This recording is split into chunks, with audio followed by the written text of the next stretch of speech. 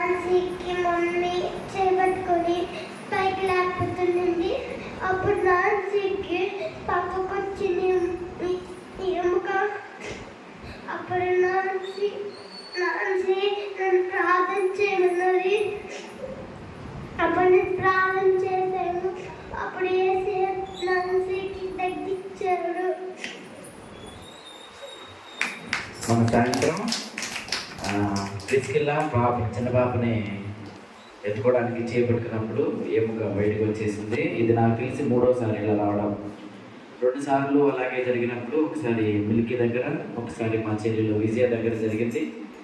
సేవకులకు చెప్పినప్పుడు సేవకులు ఫోన్లో ప్రార్థన చేశారు. నేను కూడా మేము ఆ సమయంలో అక్కడ ఉన్నప్పుడు ప్రార్థన చేసిన వెంటనే ఒక 5 నిమిషాలకి 10 నిమిషాలకే స్వస్థత వచ్చేది. అదేవిధంగా మన సాయంత్రం కూడా అలా జరిగిందంట. నాన్సీ వెళ్ళి వాళ్ళ అక్కని ప్రార్థన చేయమని అడిగిందంట. యూనిక్ ఫ్లోరైడ్స్ మామూలుగానే ప్రార్థన చేయమంటే ఎప్పుడు కూడా కన్నీటి ప్రార్థనే చేస్తుంది.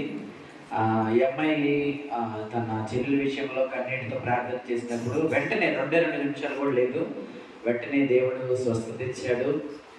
దేవునికి చాలా స్తోత్రం. నేను సాక్ష్యం చెప్పాలనుకున్నదంటే నిద్రపోయింది, కానీ భయం వల్ల. కానీ దేవుడు నా బిడ్డలను కూడా ఇలా వాడుకుంటున్నాడు. దేవునికి వందనాలు. మీరందరూ మా కుటుంబ నిమిత్తమై ప్రార్థన చేయండి.